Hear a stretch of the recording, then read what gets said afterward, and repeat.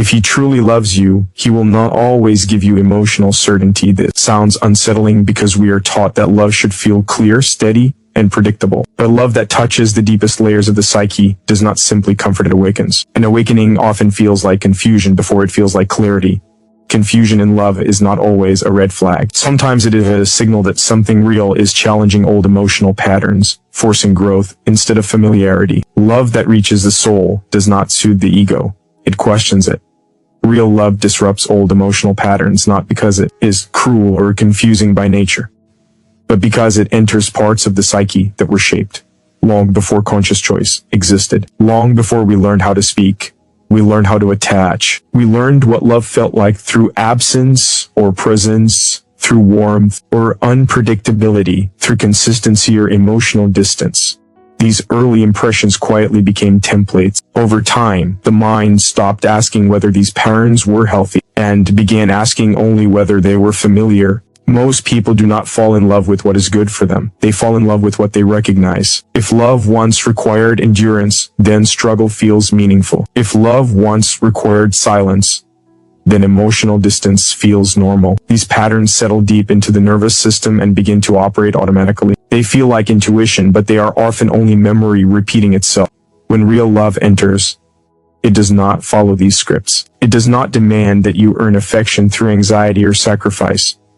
It does not disappear to maintain control. Instead, it arrives with presence, patience, and emotional availability. And this is where the disturbance begins. The body waits for tension that never comes. The mind searches for familiar pain and cannot find it. What should feel safe instead feels uncertain. Not because it is unsafe, but because it does not match the emotional language learned in the past. This disruption can feel deeply uncomfortable. You may find yourself questioning your feelings, wondering why you are not overwhelmed or obsessed. You may feel oddly restless in moments of calm, as if something is missing. But what is missing is not love. What is missing is the old emotional struggle that once gave your relationships a sense of meaning. Without it, the psyche feels disoriented. Real love also disrupts identity. For those who learn to define themselves through caretaking, proving worth, or enduring emotional inconsistency, healthy love removes the role they once played. Suddenly, there is nothing to fix, no emotional crisis to manage, no approval to chase. This can leave a person feeling strangely empty, even though nothing is wrong. The mind asks, who am I if I am not needed in that way?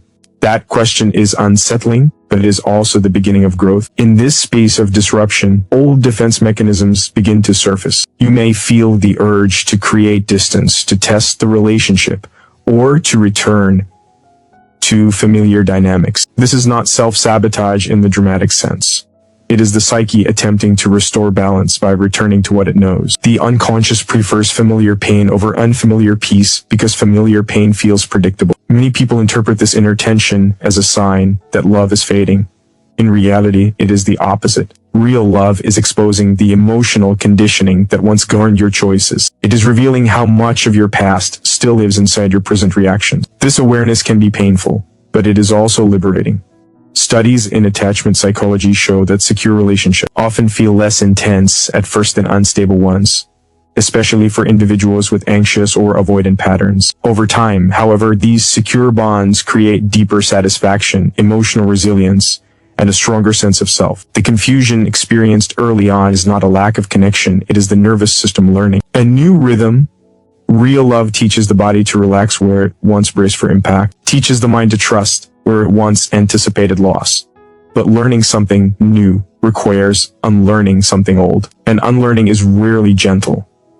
It involves grief for the person you once were and compassion for the survival strategies that once protected you. This disruption is not meant to break you. It is meant to free you from repetition. Love that does not challenge your emotional habits may feel comfortable, but it rarely transforms. Love that disrupts forces you to examine why you equated intensity with depth, or distance with mystery, or pain with passion. Over time, if you stay present instead of fleeing, the confusion begins to settle. Calm starts to feel spacious rather than empty.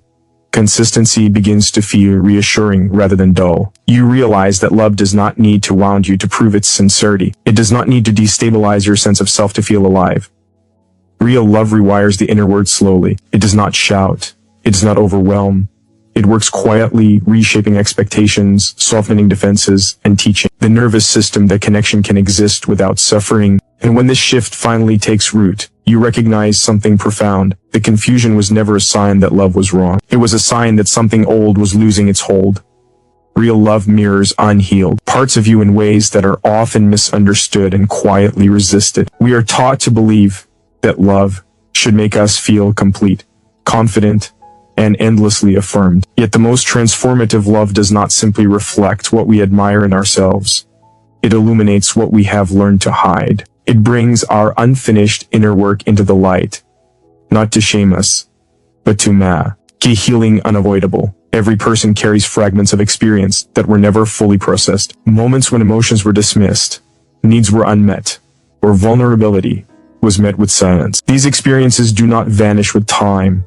They settle into the unconscious and shape how we respond to closeness. When love remains superficial, these fragments stay dormant. But when love deepens, it activates them. This is why real love can feel unsettling. You may find yourself reacting strongly to small moments, feeling exposed by simple questions, or experiencing emotional waves that seem disproportionate to the situation. The partner has not created these feelings. They have simply touched the place where the feelings already lived. Love becomes the mirror that reveals what was always there. In this mirror, old fears appear. The fear of being abandoned, of being misunderstood, of being too much or not enough. These fears often surface not because the present moment is dangerous, but because the past is speaking through the present. The mind struggles to separate what is happening now from what once happened then. The confusion comes from this overlap. Many people interpret this inner disturbance as incompatibility. They assume that if love triggers discomfort, something must be wrong. But discomfort is often the first signal of psychological truth. Growth rarely feels smooth. When the self is confronted with its own unfinished story, resistance is natural. The psyche prefers coherence, even if that coherence is built around pain. Real love challenges this coherence. It does not allow you to maintain the illusion that you are fully healed, fully certain, fully self-contained. Instead, it invites you to meet the parts of yourself that adapted to survive, the part that learned to stay quiet, the part that learned to please, the part that learned to detach before being left. These parts are not flaws. They are intelligent responses to earlier environments. Love reveals them so they can finally rest. This mirroring can feel deeply personal. You may feel seen in ways that are uncomfortable, as though your inner defenses are transparent. Yet being seen is not the same as being judged. When someone loves you, the mirror they hold is not meant to expose weakness, but to offer recognition. Recognition is the beginning of integration. What is seen can be understood. What is understood can be healed. Psychological research on intimate relationship shows that close bonds activate unresolved attachment wounds. This is not a failure of love, but evidence of its depth. Love brings us back to the emotional core where our earliest expectations of connection were formed. It reopens the dialogue between who we were and who we are becoming. Many people try to escape this stage. They pull away, numb themselves, or search for a relationship that feels easier. But ease often comes at the cost of depth. Without the mirror, the unhealed parts remain hidden, continuing to influence choices from the shadows. Patterns repeat because they were never made conscious. Staying present with this mirroring requires courage. It requires the ability to sit with discomfort without immediately assigning blame. It requires asking, what is this revealing about me, rather than what is wrong with them. This shift in perspective transforms confusion into insight. Real love does not demand perfection. It asks for honesty. It asks you to acknowledge the parts of yourself that were shaped by loss, fear, or neglect, without letting them define your future. When these parts are met with compassion, instead of avoidance, they soften. They no longer need to control behavior to be heard. Over time, the mirror becomes less frightening. You begin to recognize your emotional reactions as messages rather than threats. Triggers become invitations to self-understanding. The relationship becomes a space where growth is shared, not endured alone. In this way, real love becomes a form of psychological alchemy. It turns pain into awareness, fear into intimacy, and confusion into clarity. The unhealed parts do not disappear overnight, but they lose their power to sabotage connection. They are integrated into a more whole sense of self. What once felt like exposure begins to feel like freedom. You realize that love was never meant to protect you from yourself. It was meant to introduce you to yourself, gently but truthfully, so that what was once hidden can find all. Why be healed? Real love replaces chaos with calm, and for many people, that calm feels strangely unsettling rather than comforting. This reaction is rarely spoken about, yet it lives quietly inside countless relationships. We are often drawn not to what is healthiest, but to what feels emotionally familiar. For those who grew up in environments where affection was inconsistent, unpredictable, or conditional, chaos became intertwined with connection. It trained the nervous system to stay alert, to anticipate shifts, to read between emotional lines. Over time, this state of heightened awareness began to feel like love. When real love arrives, it does not demand vigilance. It does not keep you guessing or anxious. It does not pull away to provoke pursuit or create intensity through absence. Instead, it shows up consistently. It speaks clearly. It remains present even when emotions fluctuate. This sudden absence of emotional turbulence can feel disorienting. The body waits for the familiar surge of adrenaline that never comes. The mind searches for danger and finds none. And in that silence, uncertainty emerges. Calm feels strange because it does not activate the survival responses you once relied on. In chaotic connections, the emotional highs and lows create chemical reactions in the brain that mimic excitement and passion. Dopamine spikes during reconciliation, cortisol rises during uncertainty, and the cycle repeats. Over time, this pattern conditions the mind to associate anxiety with intimacy. Peace, by contrast, feels flat at first, not because it lacks depth, but because it lacks drama. This is why some people describe healthy love as boring in its early stages. What they are actually experiencing is nervous system withdrawal. The body is learning how to exist without constant emotional stimulation. The absence of chaos exposes how much energy was once spent managing instability. Rest can feel uncomfortable to a system that learned to survive through tension. Real love also removes the need for emotional performance. In chaotic relationships, attention must be earned, reassurance must be chased, and affection feels conditional. Calm love does not require this. It offers acceptance without demand. This can create an unexpected identity crisis. If you are no longer proving your worth, you may wonder who you are without the struggle. The mind asks, what do I do with all this space? That question can feel frightening.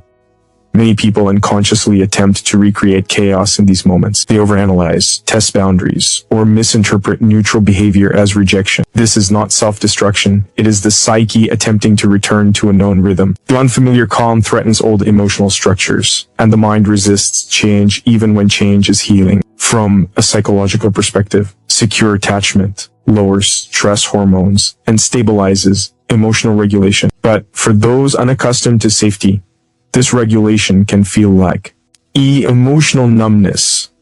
The difference lies not in the absence of feeling, but in the absence of threat. Calm love allows emotions to flow without overwhelming the system. It creates space for reflection instead of reaction. This calm also invites deeper self-awareness. Without chaos to distract you, inner questions surface. Unresolved feelings, unmet needs, and long-avoided truths come forward. Chaos once kept these aspects buried. Calm brings them into awareness. This can feel uncomfortable, but it is a sign that love is no longer functioning as an escape. It has become a container for growth. Over time, if you remain present, the calm begins to reveal its strength. Consistency becomes reassuring rather than dull. Silence becomes peaceful rather than anxious. You start to recognize that love does not need to hurt to feel real. It does not need to destabilize you to prove its depth. The nervous system gradually learns a new language of connection.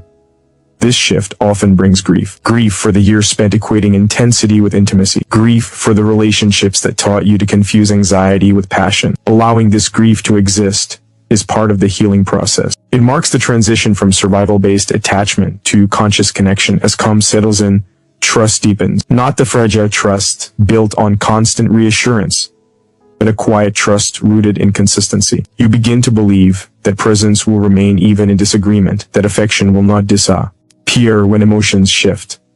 This belief creates emotional freedom. You no longer monitor every interaction for signs of abandonment. You are finally able to relax into connection.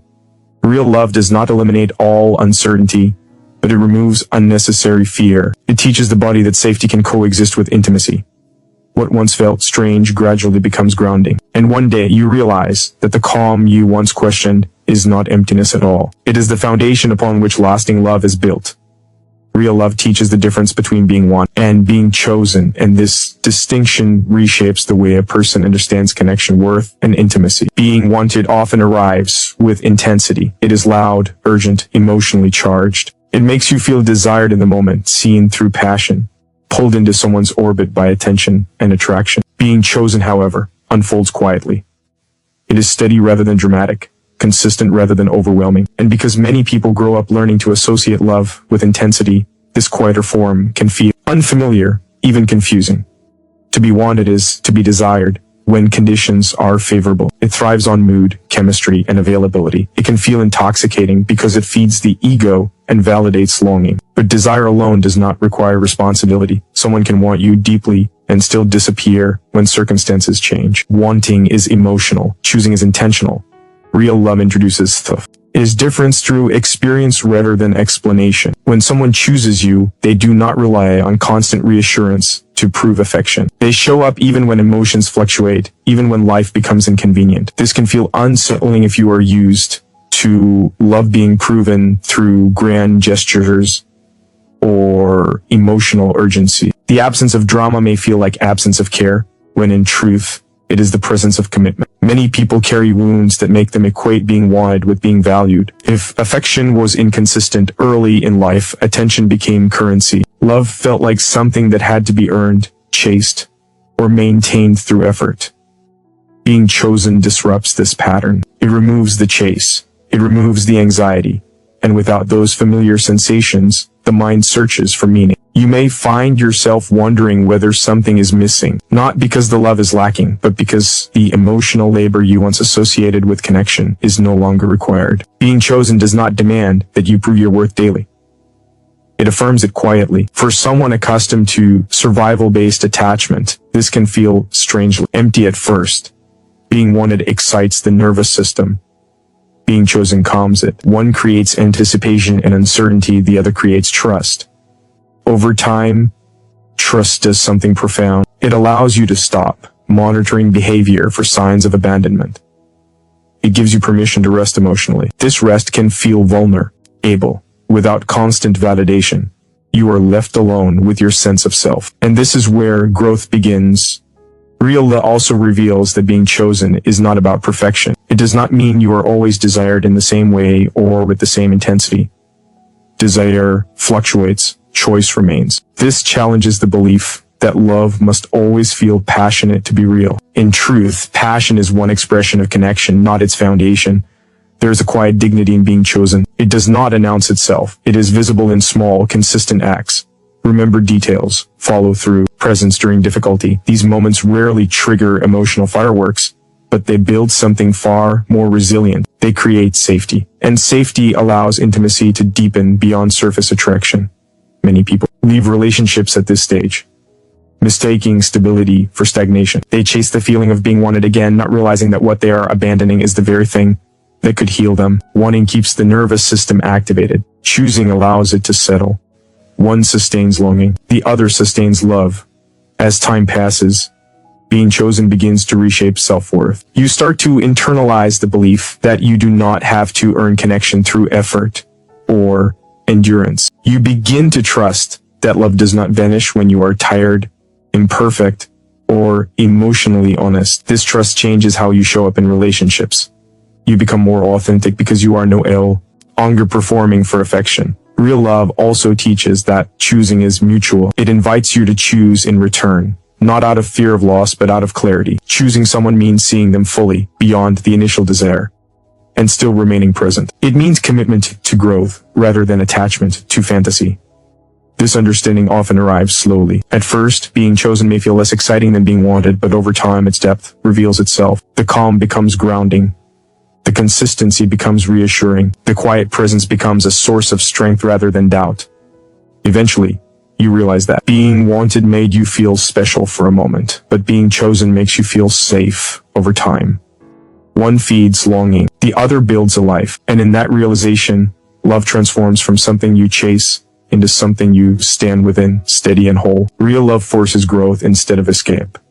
And this is perhaps the most uncomfortable truth about deep connection. Many people approach love as a refuge, a place to hide from loneliness, uncertainty, or the weight of their own unresolved inner world. They search for someone who will soothe their pain, distract them from their fears, or complete what feels broken inside. But love that truly transforms does not offer an exit from the self. It offers an encounter with it. From the beginning, this kind of love feels different. It does not rush to rescue or overwhelm with intensity. Instead, it invites our reflection. It creates space where patterns become visible. Without constant distraction or emotional chaos, the mind turns inward.